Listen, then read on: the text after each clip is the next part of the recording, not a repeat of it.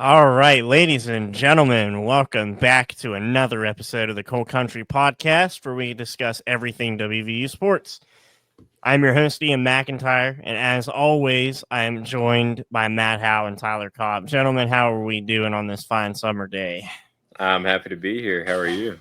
I'm doing good. It's warm outside, spirits are up. I got a new set behind me, got the WVU stuff showing out. I was excited to move back here after classes were over because I had this whole setup going. Got the big helmet fat head behind me. It's a beautiful set. I'm still rocking with the green screen Cold Country podcast, but it's a beautiful set. We I'm know actually a little you can't go jealous. wrong with the logo. Can't go wrong with the logo. That is true. So, all right. Well, I'm excited to be back talking some WVU. Of course, we had some weeks off trying to figure stuff out. All of us are moving, figuring out what we're going to do with our lives for the next 3 months. But we got some beautiful things happening in the world of WVU sports. And I want to start off by talking about our baseball team who have just recently advanced to the NCAA Super Regionals. And Tyler, I believe you had something to say about this baseball team. I want to put it out there that I publicly apologize for ever counting this team out. Before regionals even started, I said we would be lucky to get past Kentucky, let alone beat Clemson. They proved me wrong. So congratulations to the West Virginia baseball team. I'll never doubt you again. You've got your work cut out for you against LSU in Baton Rouge, but I'm rooting for you all the way. I'm not going to doubt you again. Just wanted to come on here publicly and say that I apologize because I was wrong. Fair enough. And I'm not going to lie, I was a doubter too. You know, when we made the tournament, saw we were going to be up against Kentucky and Clemson was hosting the regional. I was not a believer. I thought we might win one game, but it was going to be difficult either way. And man, does this team know how to make the fans sweat out a freaking game. Oh, yeah. I saw yesterday that in every game of the regional and all 3 games that we played, in the 8th inning, going into the 8th inning, we were either tied or down. So that just explains how clutch this team is.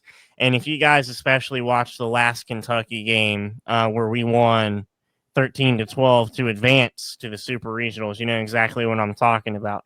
In that game, in the 8th inning, when it mattered the most, we got 6 runs. We had 6 runs in the 4th inning as well, but the 6 runs in the 8th inning were just absolutely incredible. All the boys stepping up. You have Logan Save, who's my personal favorite hitter. Armani Guzman putting in the work. Jack Cartsonis, probably the best mustache in baseball. I was joking with the guys earlier about how good his mustache looks, and man, he was putting on a pitching show in the Clemson game, blowing a kiss to the guy on second base, which I thought was hilarious. But main thing I want to say going into LSU is I don't know that much about LSU, but I can tell you that they are just as good of a team as Kentucky and Clemson, if not better. And our bullpen, besides the a few of our guys, our bullpen just needs to be better pitching overall. I know that, in my opinion, the umpires were just a little inconsistent. They didn't cost us games, and I'm not like overall upset at the umpire judging, but they were a little inconsistent. So it's not entirely on the pitchers there, but I will say we need a little bit of improvement. Sabins, I think, overall has done a beautiful job, but me and Tyler were talking earlier. This has been the story of the season, especially going into the regionals, losing 6 of the 7 games that we played leading up there to the Big 12 tournament. Sorry, we lost 6 of our 7 games going up to the Big 12 tournament. The story had always been pitching and Sabins knowing when to pull guys out. I think in the tail end of the Clemson game there, whenever we had Chase Meyer in pitching in the 9th inning trying to shut the game out, I think it was a little questionable decision leaving him in as long as Sabins did, but we got the job done. So you can't complain with the results. But overall, If we can improve the bullpen pitching a little bit going into LSU, which I feel very confident that we can, I don't see why we can't win at least one game against LSU. Honestly, with the way these boys are playing, we could be headed to Omaha. We really could be headed to Omaha in that College World Series. So congratulations to the team. That's all I wanted to say. This is the definition of stress Virginia, this baseball team. I mean, trailing, 12 to 7 in that Kentucky game, and then 6 runs in the 8th to come back. Crazy. That is stress Virginia, and really the whole season has been stress Virginia. You get to 40 wins, generational season from West Virginia, and then, like you said, you lose 6 of your last 7 leading up to the Big 12 tournament. You're still crowned regular season Big 12 champions. And it just felt like all momentum had died. You didn't do anything good in the Big 12 championship. And then all of a sudden you come out, you beat Kentucky once, you beat Clemson, you beat Kentucky twice. You're in the Super Regionals facing LSU, 2 wins away from going to Omaha, like you said? Yeah. 2 wins away, baby. And I was also going to say, piggybacking off of saying I don't know that much about LSU, what we do know is that Little Rock gave him a hard time. Little Rock gave him a run for their money. Little Rock pulled out a win. I think it was 10-4 or 10-7. I can't remember the exact score. But the fact that they beat LSU, and Twitter was blowing up that night because we had just beat Kentucky. It was so close to hosting a Super Regional. We were so close. Little Rock wins one more, and I'd be heading to Kendrick Family Ballpark with a ticket. I was prepared to go because, like you were saying, this team is something special, man. This team is something special. I think the most successful baseball team we've ever had, the most successful 3-year stretch in program history. That's true. I wanted to read that if I can bring it back up. Yeah, go ahead. Over the past 3 seasons, for the first time since the 1960s, West Virginia's made the NCAA tournament for 3 straight years, and they have never made the College World Series. Like I said, 2 wins away, so that puts icing on the cake. But the overall record the past 3 years is 124-58. West Virginia might be a baseball school, y'all. And we were even saying that 2 years ago, which is funny looking back because we've only gotten better, right? Yeah. So, yeah.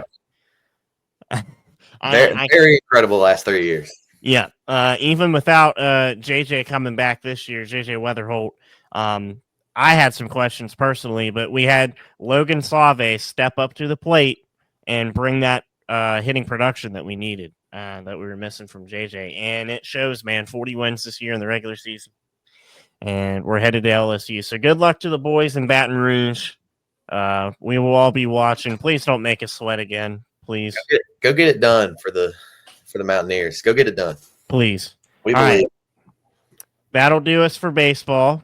So we want to move on and talk a little bit of college football playoff and some formatting decisions that have been made. Tyler, I'll let you take the lead on this one. Again, we are back to playoff talks. It seems like we have something to say about it every episode we do. But that's the world of college football nowadays. It never stops. It's well known that the 12-team playoff was only under contract for 2 years, and after that, the SEC and Big Ten pretty much had sole discretion of the direction we were going, and those talks are heating up even more, and I expect within the next couple weeks, maybe month, 2, we'll have a decision made on what the format will look like following 2025-26. Before we actually get to that, the seeding style was changed for this season coming up. That being that the teams will now be seeded straight 1 through 12 instead of the conference champs getting auto buys. That's a win in my book. I'm not going to spend too much time lingering on it because it's pretty straightforward. Now, like last year, the four teams that got the buys would have been Oregon, Georgia, Texas, and Penn State instead of Oregon, Georgia, Arizona State, and Boise State.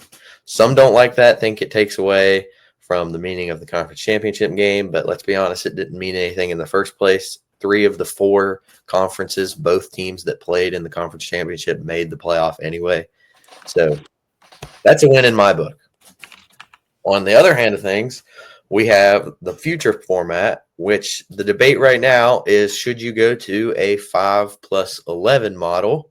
So 5 highest conference champs and 11 at larges, or the 4-4-2-2-1-1 model, which is SEC and Big Ten get 4 automatic spots. The ACC and Big 12 get 2 automatic spots. 1 goes to the group of 5, and then 1 at large, which majority of years will be taken up by Notre Dame. This is complicated. Yeah. Because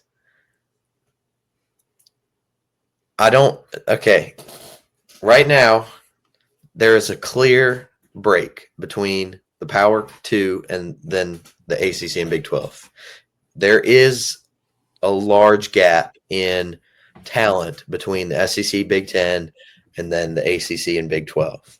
And so logically, you think, okay, so if there's 4 spots for the SEC, 4 spots for the Big 10, 2 spots for the Big 12, 2 spots for the ACC, it makes somewhat sense because the talent difference is so it's there. But then you look at the other side of things, the goal of a playoff should be to maintain absolute fairness, and the 5+11 is just taking your 5 conference champs, which the conference championship should still mean something, even though it still won't, even in the 16-team model, 5+11. And then you take the 11 best teams remaining. I know you two both said you prefer the 5+11. I prefer the 4-4-2-2-1-3 model. The reason being is because it puts a little bit of meaning that has been lost back on the regular season. To start, I hate both of these. If you gave me the option, I'd go back to the BCS. I'd go back to the 4-team in a heartbeat. But that's not possible. We can't go backwards. If we have to go forward, 4-4-2-2-1-3. Reason being is you put all meaning back on the regular season. It's about the conference races. Last year, it would have been Georgia, Texas, and then 2 teams after that. Missouri, Alabama, South Carolina, Ole Miss. I think those would have been the next 4. But you're watching the regular season race rather than just knowing that a big name brand is going to get in. And I watched Pate's video on it, and he had an interesting little tidbit where if you think of a team like Tennessee, let's say they're 9-1 in November and have 2 games left. If it's the 5+11, they basically don't even have to play those final 2 games because they know they're in.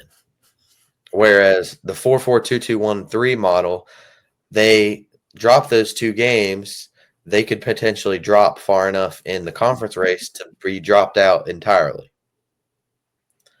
The only thing is, if you accept this 4-4-2-2-1-3 model, or 1-1, depending on if you go to 14 or 16, you are accepting fully that the Big 12 and ACC are no longer a power conference, and it is just the SEC and Big 10 at the top. But I think that already exists. And so right now, Brett Yormark is just trying to prevent that from happening. So he is advocating for 5+11, but in my opinion, that already exists. And so if you want to completely prevent my reasoning is that sooner or later, if you keep pushing back against this, the SEC and Big 10 aren't better than the Big 12 and ACC. If you keep pushing that narrative, I think sooner or later you will see the SEC and Big 10 push away. At least here, they're giving you the opportunity. They're still giving you a chance. And let's be honest, if you look at last year's standings, let's assume that the 5+11 was in place for last year's standings, right? You have Oregon, you have Georgia, you have Arizona State, and you have Clemson as your 4 Power 4 champs, and then your Boise State as your Group 5 champs. The remaining teams that would have made the playoffs as the 11 at-larges: SEC, Big 10, Notre Dame, Big Ten, SEC, Big Ten, one ACC, SEC, ACC, SEC, SEC. The Big 12 still only gets one in, whereas in the 4-4-2-2-1, even though you are accepting that you're not at the level of the SEC and Big Ten, which you're not anyway, they're guaranteeing you 2 spots, which most years you won't get in this 5+11 model. That's why I go with 4-4-2-2-1. The betterment of college football does not exist in this model because neither of these models are good. The betterment of college football puts meaning on the regular season. I know that's what Brett Yormark is pushing with this 5+11. Okay, the Big 12 and the ACC should still be at the same playing field as the SEC and Big 10. That doesn't exist, and he is pushing that the 5+11 is better for college football than the 4-4-2-2-1. It's not, because neither of them are. If you want the betterment of college football, you have to go backwards, but that's not happening.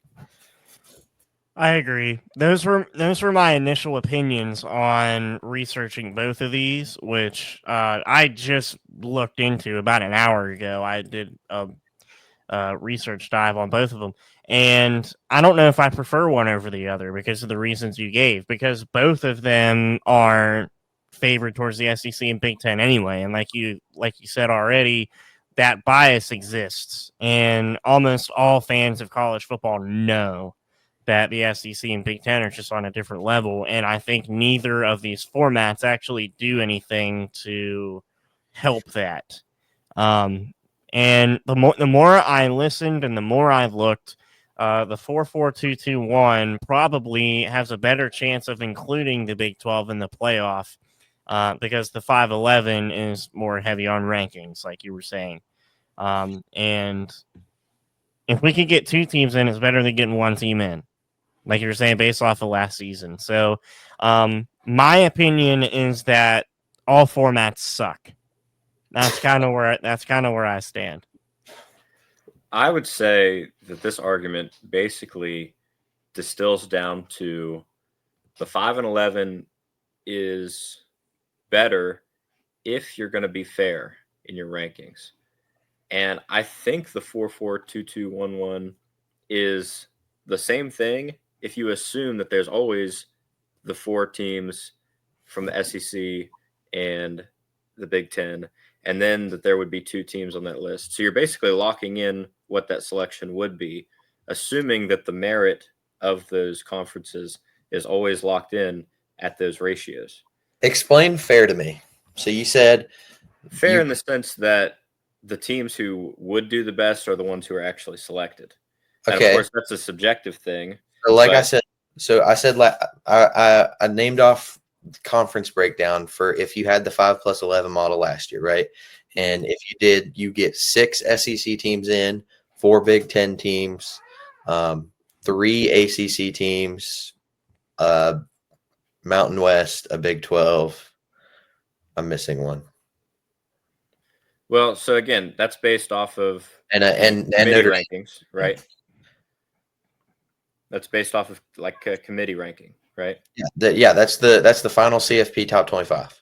Right. So again, the question is the committee making the correct ranking? Ideally, yes, but practically, it's something that's going to be argued whether you agree or disagree. And I think it would probably land similarly. So like you said, having 2 guaranteed spots is great, but in terms of the integrity of college football, if every Big 12 team sucks and you have wins just because you're playing other teams in conference that are bad, do you deserve 2 spots? Do you deserve any spots? So again, that's an extreme, but I wouldn't say that that's out of the question, where maybe the Big 12 teams don't deserve to get in, or the ACC doesn't deserve to get in, or there could be a year where the SEC has one really good team and everyone else is a lot lower and they don't need all 4 of those spots. So if you go based on merit, that's great. Locking them in, that's not my style. I think it should be determined, throughout the time. But I like the fact that you have a guaranteed spot. I think practically you'll always have one team who should be going, and that should be your conference champion. So if you the 4-4-2-2-1-1 or 1-3, whether you go to 14 or 16, I prefer the 1-3 simply because 16 teams is cleaner than 14. I think we need Yeah, to I get agree. by, and I think last year's playoff kind of showed that all 4 teams that had a bye, first round bye, lost in the second round.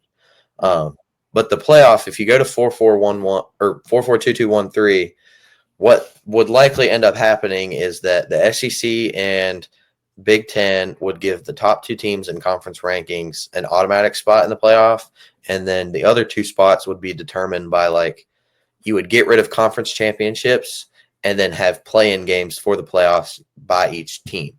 So if you look at the Big Ten standings from last year, theoretically, Oregon and Penn State would have made the playoff by default, and then you would have had Indiana versus Michigan, and then Ohio State versus Iowa for spots 3 and 4.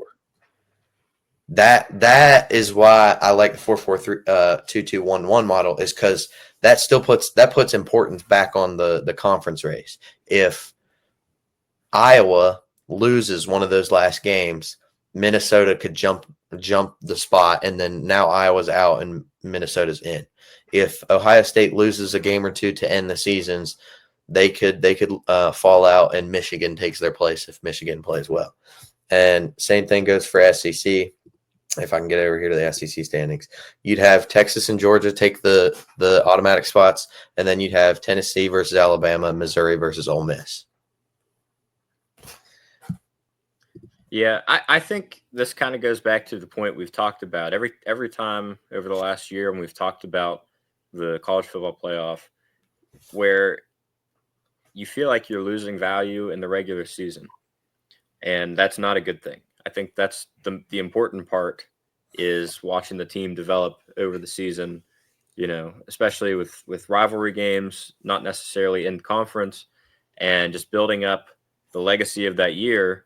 And then you get to the end of the season and it's like, okay, well, how do we adjust this and tweak this and maybe slither our way into the playoff? And again, the playoff takes away from bowl games. The bowl games used to be the thing to do. Now it's like, oh, well, we didn't make the playoff, so we kind of suck and whatever, And that's why I said neither model is good for college football. Right. Neither of these, because what college football is the greatest regular season sport that exists. There is no other regular season like college football. At least there wasn't. And so both of these models, you're still killing meaning to the regular season. Ohio State would have lost to Michigan and still made the playoff in either of these models. At least they would have likely made the playoff, because they would have been in a play-in game and then likely won the play-in game at the level that they were playing last year. In the 5+11, Ohio State would not have won the Big Ten, but they would have been one of the next highest ranked teams in that 11 that would have made it. So either way, this is not good for college football, but it's about just picking which one you think puts more meaning on the regular season, even though a lot of it is lost. I don't want to say most, but a lot. Yeah. Big man? I mean, I think everything you guys have said has been correct. That's why I've sort of just been soaking it all in, just because neither of these formats are good. Like you're saying, one takes away from the regular season, but then one also takes away subjective fairness. So there's really no good direction to go in here, at least no perfect direction. What I find interesting is that I think the opinions by at least the conference commissioners are almost backwards in a way. Greg Sankey, the SEC commissioner, is pushing for the 4-4-2-2-1-3, whereas Brett Yormark for the Big 12 is pushing for 5+11. You would think it would be the opposite way around, because in the 5+11, Greg Sankey should assume and pretty much know that the SEC is going to get more teams in than the Big 12 in the 5+11, no matter what. And like if you go to the 4-4-2-2-1-3, you're pretty much locking in that the SEC is getting 4 teams, maybe 5. Whereas in the 5+11, you could get 5, 6, 7 teams in. And then on the opposite side for Brett Yormark, The reason he's going for 5+11 is because he wants the perception that the Big 12 and ACC is still at the same level as the SEC and Big 10, even though they're not. Right. But you look at the last year's rankings, like I said, and all you have is Arizona State in the 5+11. Whereas if you go to that 2-team model, you have Arizona State plus probably BYU. You'd have playing games to determine it, but you'd have at the very least 2 teams in. I think the opinions, at least at the very top, are almost backwards. I think it should be that way. Another huge push for me is that the more you push against what the SEC and the Big Ten want, the more the SEC and Big Ten are going to be persuaded to completely leave the Big 12 and ACC behind. Greg Sankey straight up came out and said that he does not care about his job is not to look out for the betterment of college football. His job is to look out for the betterment of the SEC. He has straight up said that. And so he's not going to be scared to pull that trigger when that trigger becomes available. Right. It's just sad that we've reached that point. You know what I mean? Now, the commissioner is supposed to care about their conference, absolutely. But, like, you fell in love with the sport to become a commissioner in the first place, man. Like, you're just screwing up. And honestly, I think, like you were saying, the opinions of the commissioners are backwards on these playoff formats. Honestly, there's probably a revenue stream that the general public is not aware of, that the teams will be splitting revenue weirdly in some of those formats. Like, maybe the 4-4-2-2, the SEC would actually get more guaranteed money. Well, that was another counterpoint to the 4-4-2-2-1-1 model. If, let's say, they go with what is expected, and it's like the SEC, Big Ten automatically give their two highest teams in conference standings automatic spots, and then they have 2 play-in games to determine the last 2, and then the Big 12 and ACC give their highest team in conference rankings a spot, and then have 1 play-in game. That's 2 play-in games versus 1 play-in game. So there's more money in terms of TV rankings. But I'm not 100% sure what the financial language is on both of the formats. I know one of them is based on percentage per team or something like that. It's complicated, so we're not going to get 100% into it on the episode because finances are complicated. No, but it is 100% driven by money. That's the way sports are. That's the way the world works. It's just sad that, like you said, what we've come to is the SEC only cares about the SEC, and Brett Yormark is trying to look out for the Big 12 and all of college football. Right.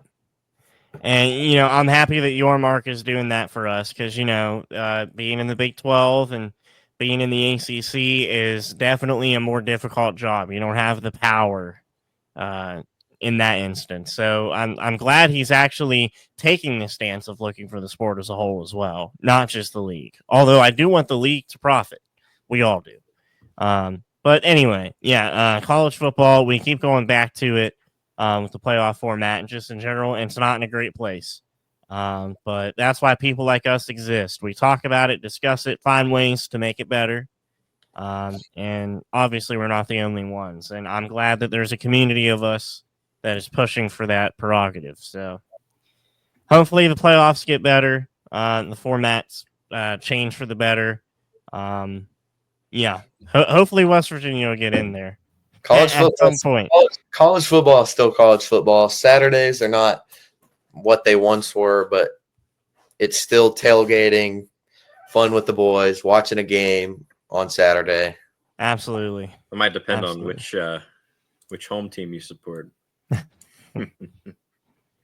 Anyway, now that we're done talking about the negative side of college football, we want to start doing a tier list, or sort of tier list / record prediction for every conference, right? So ACC, Big 12, SEC. We're going to start doing all those during the off season, and this week we wanted to start with the ACC. So we have made a potential tier list. It's blank right now, except for one team. We think you'll get a kick out of it when I pull it up. That we are going to rank every ACC team depending on their competitiveness for the playoff, bowl games, everything like that. So let me go ahead and pull that up, and we can start discussing. So here we got the obvious worst team in the ACC. No arguments there. You lost to Toledo. All right, so Enough said. enough said. And they're gonna lose in September. They're done for. September Rich Rod- 13th. September 13th. Rich Rod is gonna end them. That's what we thought about naming the tier, but Rich Rod's already had enough of them. Well, boys, who do we want to start with, and where do we want to start on the tier list? Do we want to start at the top or the bottom? I say we go. Oh, let's go bottom to top. I think we jump around. Okay, that's fair. We can go in order of team. We should just go in order of team. All right. Well, let's start with Boston College. Did they make a bowl game last year? They did make a bowl game last year. They lose Castellanos to Florida State. I would personally put them in no chance. I'm going to pull up schedules as we go through this to put that a little bit into perspective. But I don't think Boston College ends up in a bowl game. No, I don't either. I mean, that the fact that I had to question whether they were in a bowl game where, and who did you say they were losing to Florida State? They lose quarterback Thomas Castellanos to Florida State, who I really liked last year. He's one of those quarterbacks that just kind of puts his head down and goes play football. I liked the pickup for Florida State. I don't like the loss for Boston College. I don't think they'll make a bowl game this year. Sorry, Eagles fans. All right, next team. We're going to go with Clemson, and I think it's pretty obvious Clemson's a college football playoff contender. Yeah, guys, you're going too quick. I was going to go schedules. All right, well, yeah, pull up the schedules. I did. I was talking about Boston College. Boston College does have a semi-tough schedule. They play Michigan State in the non-conference, and then in conference they play Clemson, Louisville, SMU, Georgia Tech, and Syracuse, and then they also have Notre Dame as a non-conference. Okay. So that's like 6 or 7 that could be losses, and that doesn't even include their other games. So I'm comfortable leaving Boston College there. But on to Clemson. On to Clemson. Sorry for rushing. No, it's okay. You put them right where I would put them. Yeah. I think they're the only team. I mean, spoilers. I think they're the only team in the ACC that has a chance to compete for a college football playoff title. Fair enough. I'm looking forward to game 1. We've got Clemson LSU week 1, August 30th, 7:30. Who do we think comes out on top? We'll talk about big games as we go through this. Okay. If I had to just say right off the bat, I think LSU. I think I like Clemson here. I'm the tiebreaker. You are the tiebreaker. I wouldn't have it any other way. Give me old Garrett Nussmeier on the road to lead LSU to victory. LSU has a history with second-year quarterbacks. I have high hopes for LSU this year. But then I expect Clemson to go 11-1 after this. Okay. I think they lose week 1 and go 11-1 or 11-0 following week 1. That's fair. They do have some tough games though. Georgia Tech on the road, SMU at home, Louisville on the road, and South Carolina on the road. Yeah. Gamecocks fans are going to have the final game of the season circled as they always do. Moving on to Duke. Moving on to the Blue Devils. I'm not entirely sure where Duke should stand in the ACC, especially in football. Football's always weird for Duke. So, I don't know. I would say bowl contender or could make some noise. So they were 9-3 last year. Right. 9-4 if you consider the bowl game against Ole Miss. I cannot think of Duke's quarterback that they just lost.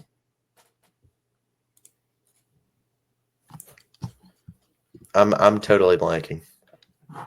Well, it's I would okay. put him. I mean, I believe you. I would put him in bowl contenders. that's what I was thinking. Schedule wise, they don't play Clemson. They don't play SMU. They don't play Louisville. No, I'm sorry. They do play Clemson. Yeah, they do play Clemson. So, They do yeah, play- that's definitely a strike against them. And they do have Illinois at home in the non-conference. So that's a tough game. That'll be a game to look forward to. I'd give them bowl contender. I wouldn't quite put them in could make some noise. They lost their quarterback. I cannot think of his name. But that's what I'm saying. Duke football is just weird, man. I mean, you can always count on them in basketball, but when it comes to football, they're either a really good bowl contending team or just less than middle of the road. The past 2 years, they have been decent. They went, like I said, 9-4 last year, and I think I want to say they went 8-4, 8-5, something, maybe 9 wins in the year before. But they lose their quarterbacks after every year. Riley Leonard, and then I for the life of me could not think of who it is, and my computer's being slow to try to pull it up. But I like them at bowl contenders. Yeah, I think so. All right, Florida State, the Seminoles, or as me and Matt like to call them, the Criminals. That is an interesting team because they have a history of being very, very solid and not at all last year.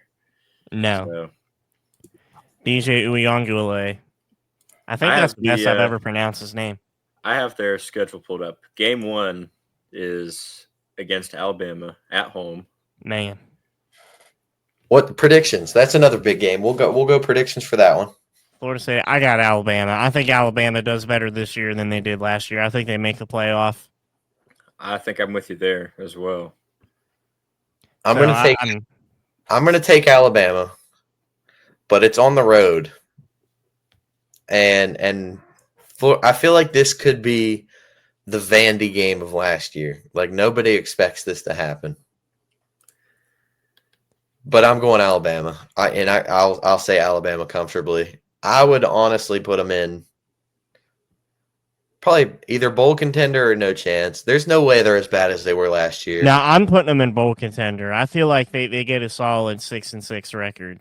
6-6. I could see 7-5. That Miami game is in October is going to be tough. They obviously have Clemson and Florida in November, both on the road.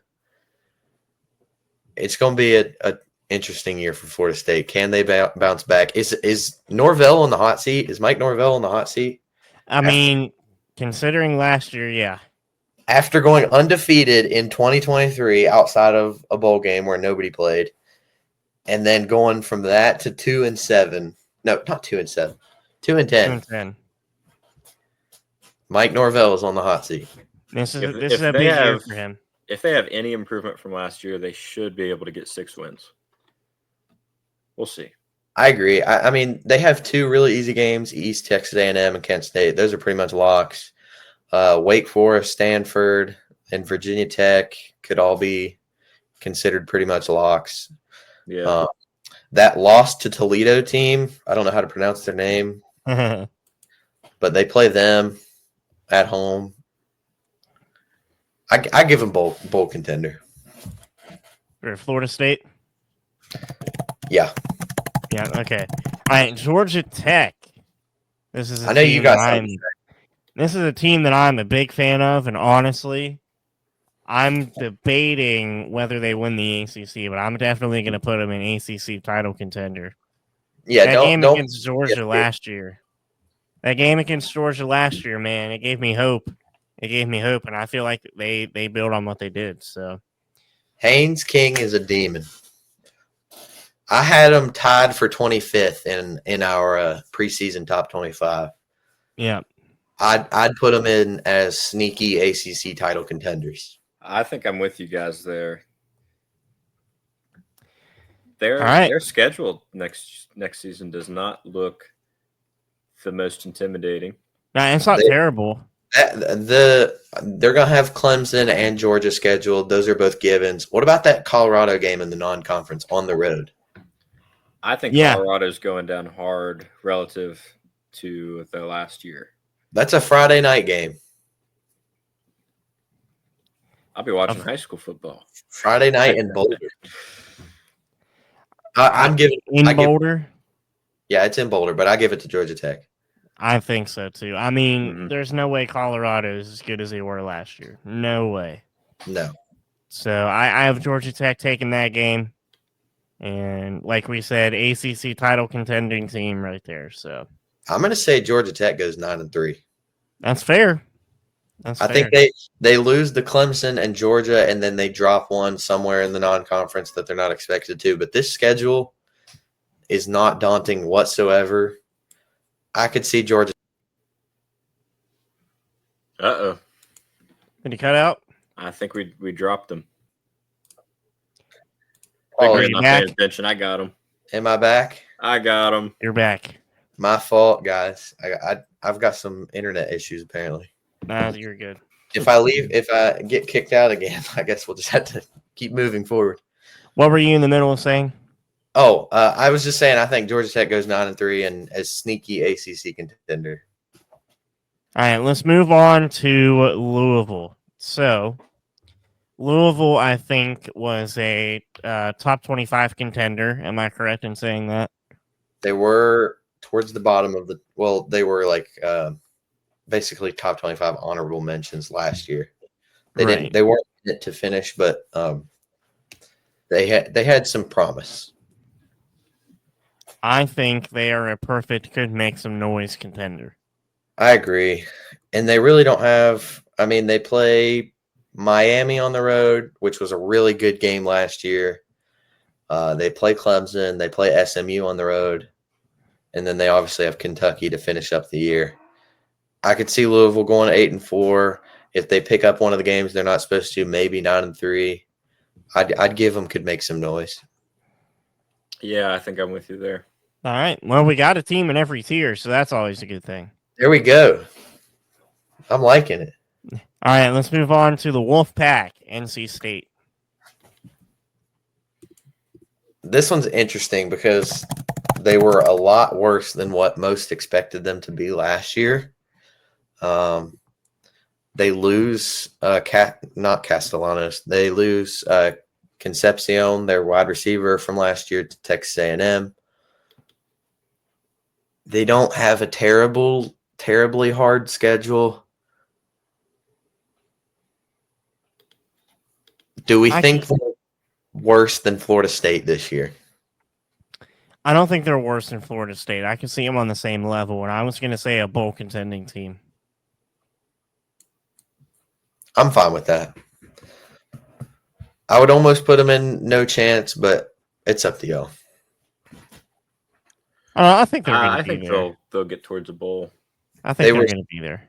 6-7 last year, I believe, losing to East Carolina in that bowl game. That was a good bowl game to watch, by the way. If you guys reminds me of us, went 6-7 and lost our bowl game. East Carolina is their first game of the season this year. Indeed, revenge tour. I guess we'll see. All right, SMU, the Mustangs. This is another ACC title contender. I wouldn't quite put them in CFP contender, but definitely an ACC title contender. They have a couple good games to look at here, starting with they play Baylor in the non-conference. What's our prediction for Baylor? I don't know. Baylor is a team that I feel like could go 8-4. That's what they went last year. Yeah, well, I mean 8-5 because of the bowl loss. Okay. Well, so 8-4 before a bowl, I feel like is solid for them. I'm going to pick Baylor. Sneaky upset. I love Sawyer Robertson. I think he's a sneaky Heisman candidate if Baylor can be good enough. I expect SMU to be good again because they return a lot, including quarterback Kevin Jennings. But I think Baylor upsets SMU to start in week 2. Okay. I think that'll really depend on who gets in the groove earlier in the season. The other game you've seen in previous years, sometimes teams just start out really slowly. But we'll see. I think I like Baylor there as well. They have a lot of tough late game matchups. They play Clemson late October, Miami on the 1st of November, and then they play Louisville on November 22nd. So that's an important stretch there. I don't know. I would say in the SMU Baylor game, I'm gonna go with SMU just because I don't want to pick 3 across the board. And as bad as it was, they can say that they have playoff experience. So, I give Baylor that win, and then I think Clemson beats SMU. I say SMU beats Louisville, and then that Miami game is basically a toss-up. I could see it going either way. fair enough. All right, so we got them in the ACC title contender tier. Let's move on to Stanford. No chance. What was Yeah. Stanford's record last year? I No was going to chance. say no chance, but I can't even remember what it was last year. If I could pull it up on my phone. They were 3-9 Not fun. last year. I thought that's what they were. Yeah, no, put them in no chance. Not much to talk about. fair enough. I miss Alec Iamaner being on the Cardinals. Man, I miss Christian McCaffrey on Stanford. All right, Syracuse, the Orange. I'm putting them in. Could make some noise. Fran Brown. They have an extremely tough schedule this year. Mhm. But Fran Brown has done an incredible job in the portal. They lost. We've done so many names today. I can't even remember names. But they lost their number 1 wide receiver to Penn State, Trevor Pina. But Syracuse has done a good job in the portal. Fran Brown specifically. I think they could pull some upsets. I think so too. They can look as good as they did last year. I remember a lot of college football highlight reels had some Syracuse on there. All right, we want to move on to Cal. They got a game we got to predict. Syracuse, Okay. Tennessee, week 1. Oh, Sorry. No, you're good. You're good. Syracuse, Tennessee. I'm going with Tennessee. But Syracuse is in with a shot there. I mean, obviously, it's a game that we got to talk about. And it's going to be one of those ones that you're going to want to watch. So I think it should be Tennessee easily. There's a lot of upset picks in week 1. I'm tempted to go Syracuse. I think Tennessee will win. This is a tough Syracuse schedule, like we said. They play Notre Dame, Miami, Georgia Tech, SMU, Clemson, and Tennessee.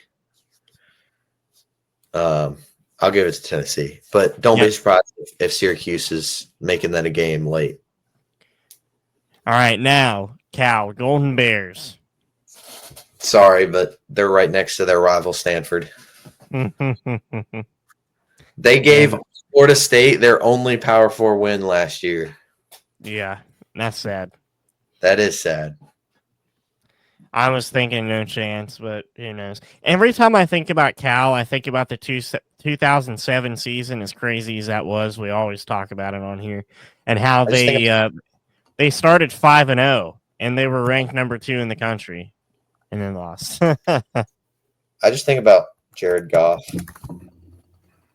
Oh yeah, I forgot that he went there, didn't he? Yeah, he went to Cal. Yeah, I forgot that. All right, North Carolina and Belichick's Army. What do we think? What do we think about old UNC? I don't think they're going to be as successful as people were hyping them up to be. I'll say that much. They have, outside of Clemson, a very easy schedule.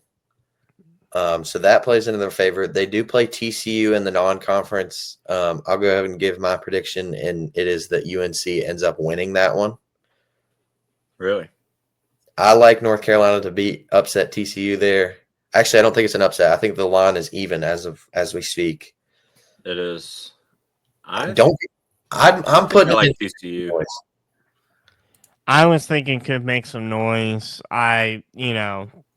With Belichick and everything, it makes sense. I'm kind of teetering. If I could put him right here, I would, in between bowl contender. But I'd put him make some noise simply because of how easy their schedule is this year. That's fair. Yeah. Yeah.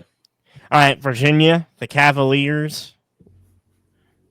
Bowl contender. They made a bowl last year. They beat some teams they probably shouldn't have.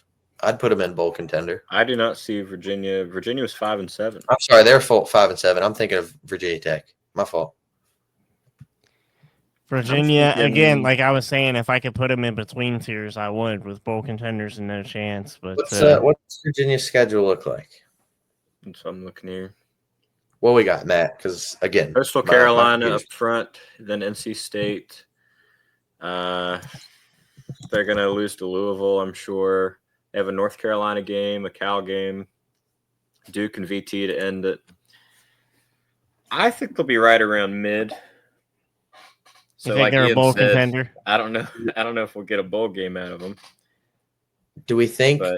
Because they beat Boston College last year. I think they'll be better. I think they'll be about the same, if not better, this year than they were last year. And we have Boston College and no chance. Yeah, I think we put them in bowl contender. I'd put them in bowl contender because even if they go 5-7, they are still fighting for a bowl game in that last game of the season. Right. I agree. All right, now we'll get on to Virginia Tech. Literally the same level as Virginia. I think they're near even. I know they stole our offensive lineman, but they have a harder schedule. To be fair, they will have a good offensive line, I think. Yeah. All right, Wake Forest. No chance. All right, I think of Wake Forest. I think of Chris Paul and Tim Duncan. I don't think of football. I concur. No chance. Sorry. Right. Miami, the last team. I'd put them in title contender. They have a tough schedule. They open up the season with Notre Dame at home.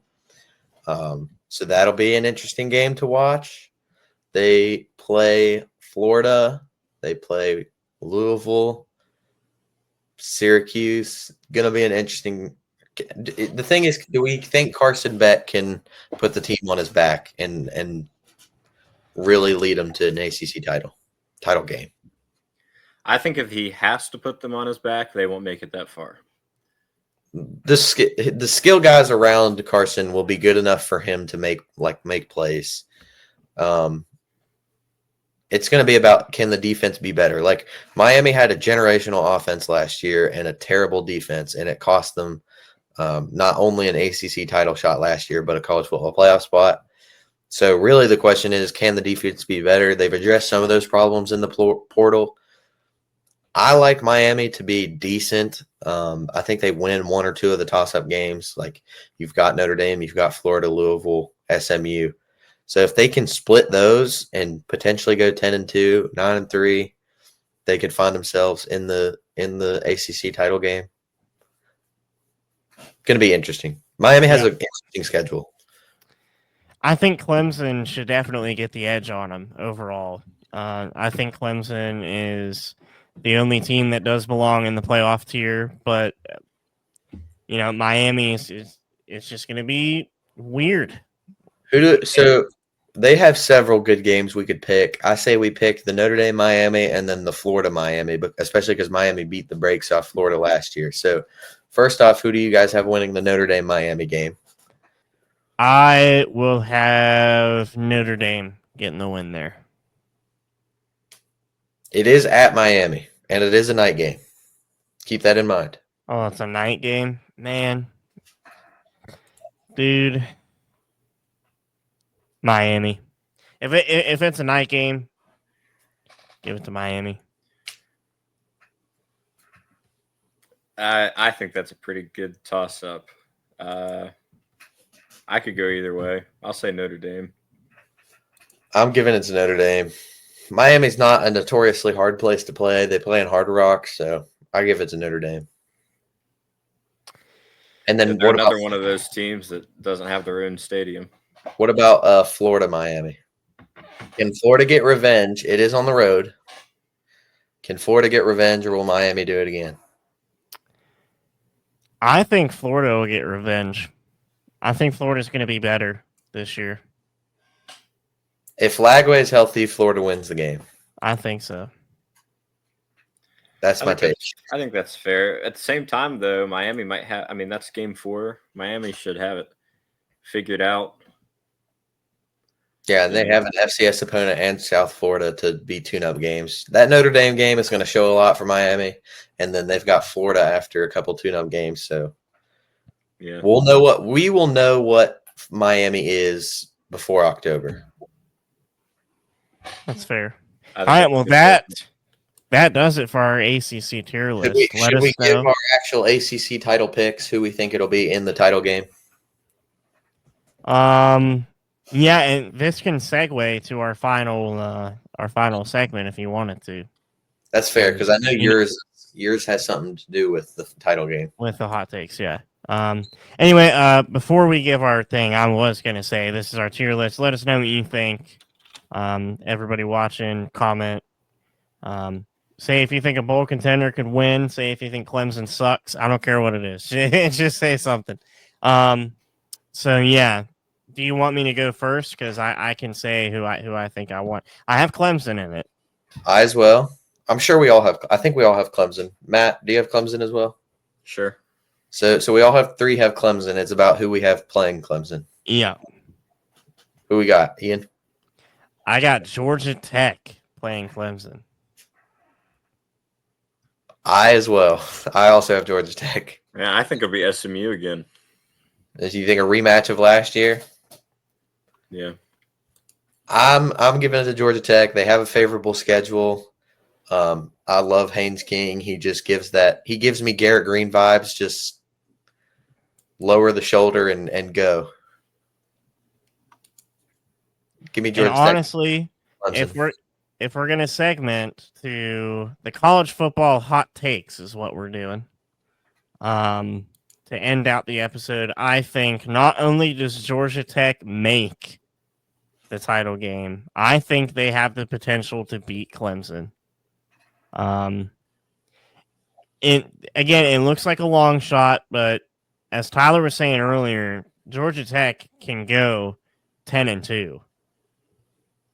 They can, and if they go 10-2 and they beat Georgia, why can't they beat Clemson? Well, right? let's assume one of the losses is to Georgia. Let's say they go 10-2 with a loss to Georgia. That means they only have one loss in ACC play, assuming they don't lose at either of the other out of conference games, like to Colorado. So they're pretty much a lock for the ACC title game if they go 10-2, and one of the losses is to Georgia. Yeah. And even then, I think if they do lose to Georgia, they can still carry the momentum against Clemson. And I think we can all agree that Georgia's a better team than Clemson. So they're going to know what to look for. They're going to know how to game plan. I think Georgia Tech has the ability to win the ACC and get locked into the playoff format. Whenever the playoff format can end up being, that is.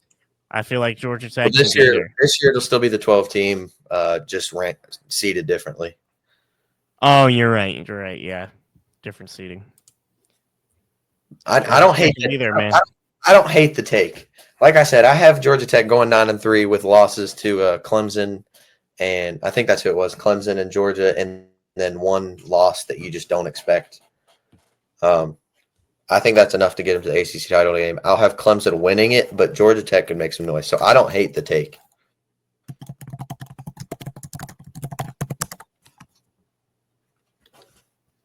Matt, what's your thoughts on the take? I see it. I see the vision. I like SMU just because I thought they obviously they were better than expected last year. I guess we'll see how they go from there. But I think maybe a Clemson loss and maybe some non-conference losses. And then if they can hold up against Miami and Louisville towards the end, I think they're in the same position. So that might just be a strength of schedule question at the end. All right, Tyler, what is your hot take for us? I know you were talking about a whole bunch of different things before we started recording, but what do you got? My hot take is that, and this could be adjusted because I am tempted to make one change to this, and I'll explain what that is after. But my hot take is that 9 of the 12 teams that made the playoff last year make it again this year. Last year, the playoff consisted of Texas, Georgia, Tennessee, Penn State, Ohio State, Oregon, Indiana, Arizona State, Clemson, SMU, Notre Dame, and Boise State. The only teams I think do not make it this year are Tennessee, SMU, and Indiana. In their place, spoiler alert, we'll have a playoff segment later. Not later today, but a later episode. Spoiler alert, I have Florida, LSU, and Texas Tech taking their spots. But Texas, Georgia, Penn State, Ohio State, Oregon, Arizona State, Clemson, Notre Dame, and Boise State all make it again. That's my hot take. 9 of the 12 teams. Now, that is a bold take, and the one adjustment I considered making, because I think Alabama will be better, is taking out Georgia for Alabama or even Florida for Alabama. But for the sake of the video, we'll stay. I don't know about taking them out. We'll Maybe stay just pretty bumping it spicy in. and say that 9 of the 12 teams make it again. I mean, I don't hate it, to be honest. I really don't. Tennessee, I can see them not making it. And you said Texas Tech being in. I can see Texas Tech being in. It's been a discussion of ours lately that Texas Tech has the potential to win the Big 12. So it would make sense for them to get in there if they are everything that they're hyped up to be. So overall, I don't hate it. Boise State, I think, stays in there. I think they're just the best group of 5 team left. So is Pac-12 technically power anymore? Because how is that going to work whenever Boise goes they to only the have- Pac-12? They only have 2 teams right now, right? Yeah, well, right now they only have 2 teams, and you have to have 6. Or no, you have to have 8 to be eligible for the playoff, or Okay. at least an auto bid. I don't think you could consider that a power conference. No, you can't. Not really. This is definitely a spicy take, especially given that there's no. This is assuming that Alabama doesn't make it, assuming Arizona State and Texas Tech both make it, and then there is no second team from the ACC. This would have who else? Who am I missing? I'm lost. This would have I'm trying to think of like South Carolina. A bunch of people are gonna have South Carolina, and Illinois as dark horse. I don't have either of them making it. This is assuming that it's very chalky and not very not too much parity compared to. I think so. Well, Also, we apologize. Tyler's having a little bit of internet issues, as you can guess. Since we're all apart for the summer, we can't exactly all be in the same place all the time, so we have to do it online. But we got a nice little setup, and Tyler's working most of the time. So continue with what you were saying, Tyler. I don't know what I was saying. My computer, the audio cut out. Okay, well, I want to jump in here with my hot take because Go for it. I could see some of the teams that always do well. Surprise, surprise, they do well. My hot take is that Penn State is so overrated. I pulled up their schedule here. This is a bad take, by the way. I just want to put that out there. I pulled up their schedule. They got cupcakes with Oregon, Ohio State sprinkled in, Indiana after Ohio State. And half the Big Ten is not the super good teams. You know, people say, "Oh, the Big Ten, oh, the SEC, they're the good conferences." You have good teams at the top, and you have more good teams, but I don't think Penn State is one of those teams. And looking at their schedule, they're gonna at least make a bowl game because that's how you have it set up. But they are way overhyped. So, what's your record prediction for Penn State? Record prediction? I got dub L. Dub L, toss up, dub. So 9-3 at least, 10-2 at most. Yeah, and that's overrated. It's who you're playing. It's who you're playing. But it tells you whether they're overrated. So they're gonna go to the Big Ten title game maybe against probably Oregon, Ohio State, maybe Michigan. Just by virtue of the week schedule, they're going to lose the conference title, as they always do if they ever make it there. and they'll get into the playoff and lose. So So Penn State has a notorious history of being the 10-2 team that can't beat the team that they're not supposed to beat, right? James Franklin has a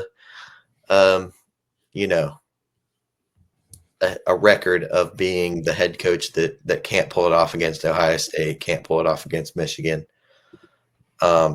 What they do have going into next year is a returning quarterback, which most top-tier Big Ten teams don't. You look at Ohio State, they lose Will Howard. They're likely going to have Julian Sand. You look at Oregon, they're not. They lose Dylan. You look at Michigan, they didn't have great quarterback play this year, but they're going to likely be playing Bryce Underwood, and so that's first year. Same thing goes for Indiana as losing – gosh, I cannot remember names today. Whatever. You get the point. So Penn State has that. They also return Katron Allen and Nick Singleton, arguably the best running back duo in the country, let alone the Big Ten. They're always going to have an elite defense. Yes, they lose Tyler Warren at tight end, who was their main receiving threat, and then they lose Abdul Carter off the edge. That's going to be a huge loss as always. But like I said, Penn State always has a good defense. Their biggest concern was, can they build a wide receiver room for Drew Aller to throw to? And they addressed that in the portal by going to get Trevor Pina from Syracuse, who was one of the top wide receivers in the portal.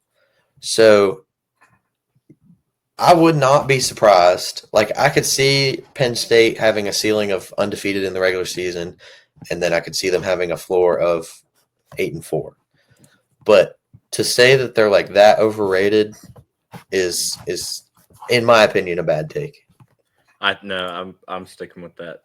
So like, what do you expect? You expect them to make the Big Ten title game and then just lose pretty bad?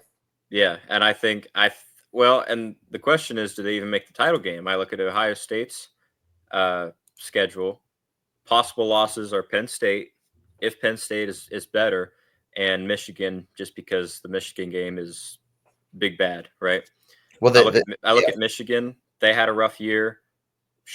Their schedule isn't horrific. Ideally, they have some improvement. And their worst game, obviously, Ohio State. The rest of them, not super tough games. You look at Oregon. Maybe Penn State, Oregon State. We'll see. But could totally be undefeated again. Penn State might not even make the Big Ten championship. We'll see. I don't know. To say they're overrated is a little odd, especially is a very hot take, which is what the segment is about. But again, look at the schedule. If they played all of the top teams in the Big Ten, they'd be like 6-6. I mean, they play the Big Ten doesn't have that many top teams. Exactly my point. But they're overrated because it's like, oh, I beat my conference. Yeah, but they play two of the top teams that we're talking about, and then we're assuming that Penn State is one in themselves. So who is it that they're not playing that you wish they were playing? Like, well, I'm saying they're going to lose. They're going to lose against the other good teams, and you're putting them as a good team, but I feel like they're a step below that. I don't want to never beat the people above them. We did our ACC rankings today. When we do our Big Ten rankings, I'll give our predictions for the Oregon game and Ohio State game. So I don't want to spoil that, but even if they do lose those, like they did last year, Penn State was 11-1. The toughest team they played was Ohio State, and they lost by one possession. Sure. Are we calling them overrated just because they lost the one hard game that they had, even though they still made it to the semifinals and competed with Notre Dame? I will say I watched that game, and both teams looked uncharacteristically worse than they typically did. Who, Ohio State and Penn State? Yeah. I thought both of those teams looked worse in that game. It was two elite defenses locking up very good offenses. Yeah. Now, I'm not saying they're a bad team. Don't take that. That's not what I'm saying. Bad take, Matt Howe. I'm not saying they're a bad team. I'm saying they're overrated. Bad team. Honestly, they're a good team that takes a easy schedule and always loses the hard games. Okay, so here, I'll ask you this. I had them when me and Ian did the last show. We talked about our top 25. I had them ranked number 2 in the country, only behind Texas. Is that too high? Absolutely. Who are you putting in front of them? My 3 through 10 was Clemson, Notre Dame, Ohio State, Oregon, LSU, Georgia, Arizona State, and Alabama. Well, in conference, Ohio State and Oregon in that order above them. Both of them. Yeah. I don't know. I don't know about Alabama because they had an off year. I think Alabama would win in a head-to-head, though. So, yeah, probably Alabama. Put your Georgia above them, I think, as well. Clemson, Notre Dame. What about either of those? I think Clemson would win, and I think last year's Notre Dame. Well, we're talking about this year, not last. Obviously, this year I don't know.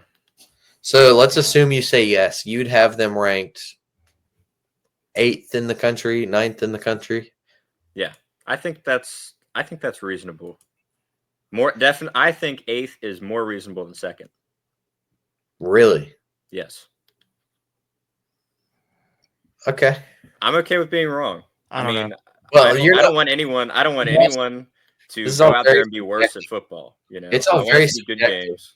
Sure. If I can give my opinion on this very quickly, I believe that Penn State may not be as good as number 2 in the country, like Tyler, you and I made that list. They may not be number 2.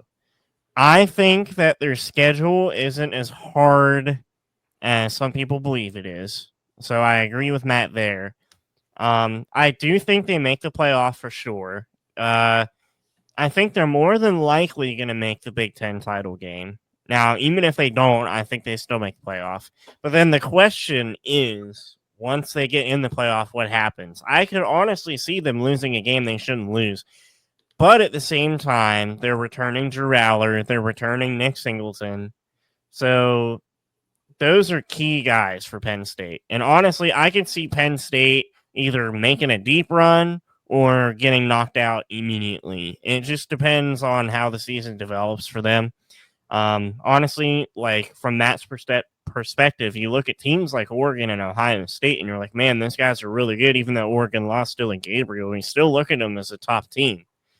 So I can see where Matt's coming from. However, I do think that Penn State is still definitely in a top 5 team.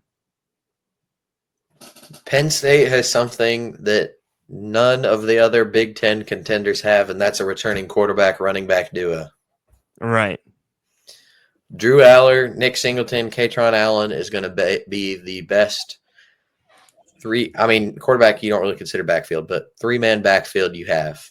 And man, if they still had Abdul Carter. Yeah. I see your point, and I'm not disagreeing with the points you're making. I think those are all very good points. I still think if you took them and put them in right now and said, here's your teams, I don't think I could rank them as high as everyone's saying.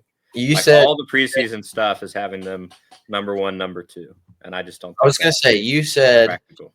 It's you think it's crazier to have them 2 than it is to have them 8. I would say they're closer to being number 1 than they are to being number 10. I would argue Penn State is closer to being the best team in the country than the 10th best team in the country. I would say so. Okay. I guess I guess we'll see. College football is crazy. Yeah, it's very subjective. Crazy. Yeah. Penn State could open up the season losing to who do they play week 1? Nevada. They could open up losing to Nevada. Shout out Michael I don't Coates. think so. FIU and Villanova. They're gonna start. You can't look at this schedule and say they're gonna have a loss before game 4. That's true. You know. Let's assume they played our schedule. What's their record? I have to pour a schedule up again. Penn State, Robert Morris, Ohio, Pittsburgh, Kansas, Utah, BYU, TCU, UCF, Colorado, Arizona State, Texas Tech, something like that. I'd say 11-1. Who are they? Dub. Who are they losing to? We're saying BYU doesn't fall off super hard. So I think they do, right? But not super hard. But I think they fall off a little bit. Who are we assuming that Penn State loses to on our schedule? I'm assuming they lose to BYU. I think No BYU shot. and Tech. You think they go 10-2 with our schedule? I think they. Maybe Arizona State. Dude, I'm not saying they're a bad team. Okay, You said they're overrated. That's crazy. it's exactly what I said. But what are you're I'm saying? saying that they should have a winning record. I think in any conference they should have a winning record. 7-5 is a winning record. I'm asking you what you think they would do with our schedule. With our schedule, They'd be 12-0. There's no question. No, they lose a game or two. They I don't definitely think- lose a I game. don't No think way. they're 12-0. They went 11-1 last year, and their only loss was to the national championship team by 1 touchdown. Okay. They don't lose that much, and they address the problems they had. They Which is why definitely they win lose the a game or national two. title every year, right? Because everyone does that. There is no way statistically that a team can go through a season and get like if Penn State was in the Big 12 for 5 straight years, they ain't going 12-0 5 straight times. That's because they wouldn't be recruiting at the same level. That's not the point. I'm saying statistically, Why that would you are not going to do I that. mean, maybe. If Penn State played our schedule for the past 3-4 years, assuming they don't play themselves because we've played in the past 2 years, they go 36-0. I'll be honest. All right, so here's my question. If they're so much better in a Big 12 conference, and they were in the Big 12 conference for the last 3 years with our schedule and won everything, are they not the best team in the country, even if they lose in the championship every year? Assuming they keep the same recruiting level, that Big Ten patch plays a big role in recruiting. No, I get it. But if you're in a worse conference, you're playing easier games, Correct. right?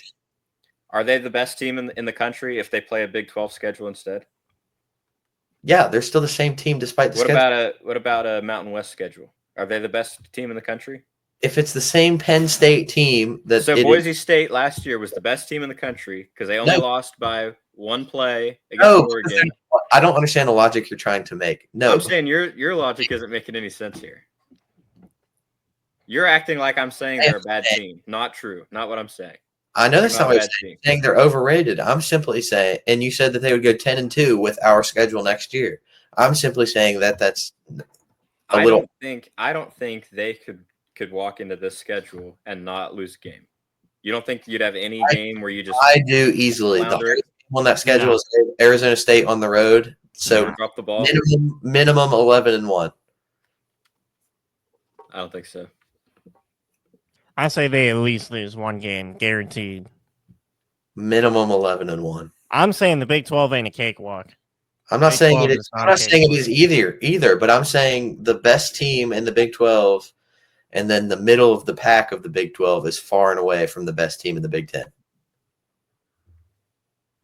That goes back to what I said earlier. Not that much. That goes back to what I said earlier. The top of the SEC and the top of the Big 12 last year. Texas and Arizona State. Arizona State was able to compete with Texas barely. Cam Scatterbo willed them to a close game. Arizona State was likely the only team in the Big 12 last year that could have done that, where there were several teams in the SEC that could have competed with Texas. The middle of the Big 12 is nowhere near the middle of the SEC. But that's not what we're talking. We're talking about a top 3, top 4. I mean, they're always top 5 in the Big 10, basically, right? Penn State, yes, correct. So I'm not. And so they saying that if they're top 5 in that conference, that puts them up here compared to everybody, right? If here's the top 10, they're up in here. But I think they're in the 5 to 10, not the 5 to 1 range. Of the Big 10. Of national rankings. National college football. Okay. But I'm not far off either one of you guys. It's kind of weird. Well, I don't think it is a hot take. It's a hot take because everyone has them preseason number 1, number 2. I think that's terrible because they could very well finish the season ranked 6th through 10th. I'm more concerned that you said that they would go 10-2 with our schedule.